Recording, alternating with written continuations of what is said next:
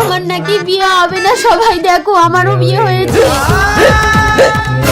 কি হলো স্বামী, আমি কি বিয়ে করেই বিধবা হয়ে গেলাম? ও গাছ, তুমি আমার স্বামীর জীবন ফিরিয়ে দাও। তোর স্বামীর আগের জন্মের স্ত্রী যদি ওকে স্পর্শ করে তাহলেই ও জীবন ফিরে পাবে। কিন্তু তাহলে তো আগের জন্মের স্ত্রী আমার স্বামীকে নিয়ে চলে যাবে। স্বামীকে নিয়ে চলে যাবে, কিন্তু তোর স্মৃতিতে সিঁদুর থেকে যাবে। আমি ওর আগের জন্মের স্ত্রীকে কোথায় পাবো গাছ? চোখটা বন্ধ কর, তুই সব দেখতে পাবি। স্বামী, তুমি 5 বছর পর বাড়িতে ফিরলে। জানো, আমি না তোমার সন্তানের মা হতে চলেছি। আজ আমি ভীষণ খুশি রূপা, আজ আমাকে যে যা চাইবে আমি তাই দেবো। যা চাইবো তাই দেবে? তাহলে আমার স্বামীর জীবন ফিরিয়ে দাও।